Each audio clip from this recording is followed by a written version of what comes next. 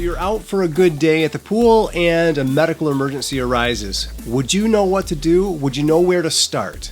Well, this rescue hero did, and I had a chance to interview him. So stay tuned for this episode of Roy on Rescue, where I get a chance to interview a lifeguard, coming up next.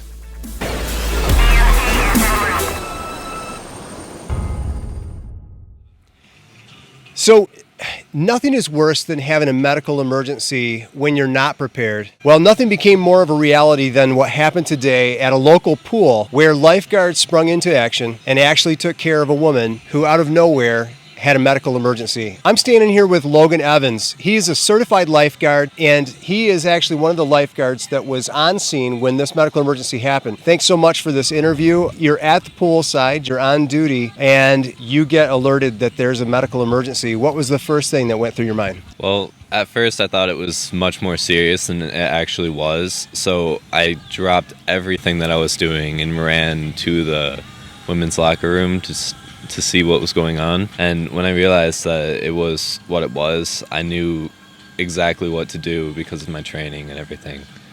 So your brain just kind of snaps into emergency mode, and after that you just got to do what your training tells you to do. Now, you're trained as a certified lifeguard, and in that lifeguard training, tell me about the CPR and the first aid training that you've received.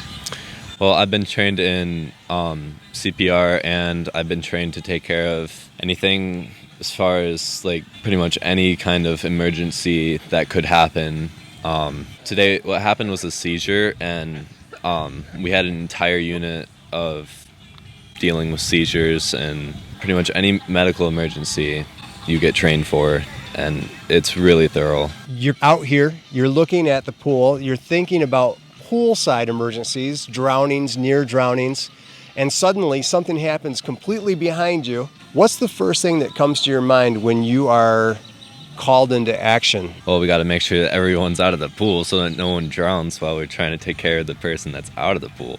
And then you got called into the scene. The person was lying on the floor, I would suppose. What was the first thing that you did when you jumped into action? Well, I had to check to see if she was responding or not, and she wasn't. So she was actually half laying on the floor, half inside of a stall which was closed and locked. So I had to jump over top of the wall and unlock the stall. And at that point, she was still seizing, and so immediately I knew it was a seizure. Did you think there might be other injuries as well, or did the thought go through your mind, is it the seizure that led to the fall, or did the fall lead to the seizure?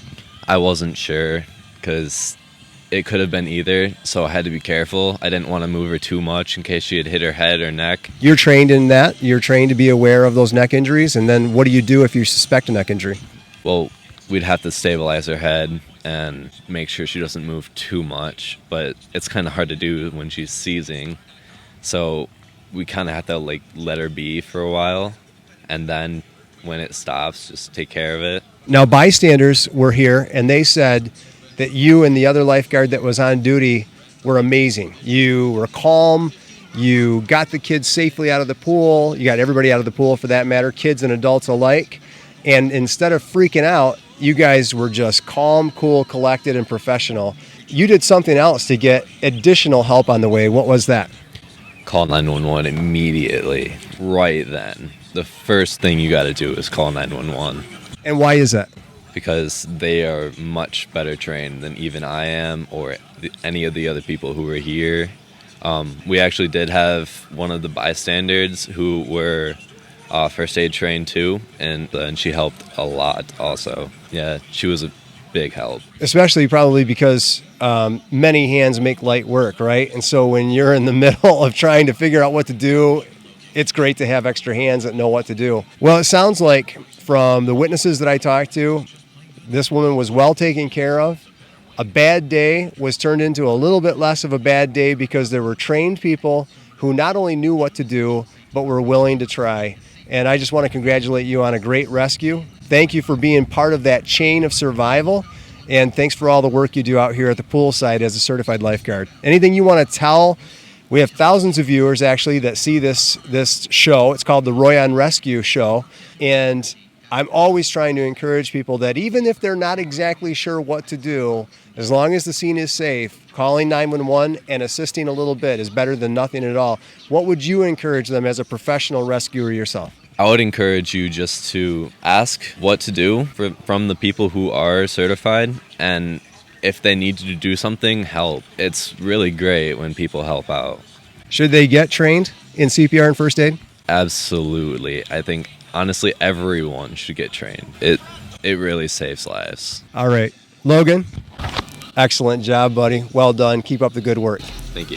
So from RoyOnRescue, here is a great rescue hero right here. We talk about it all the time. Snapped into action. Of course, he was on duty, so this was part of his professional care. But from after talking to Logan, I'm sure he would do this for anybody, anytime. From RoyOnRescue, I hope this helps. Have a safe summer. Be aware, get trained, and we'll talk to you next time. Bye-bye.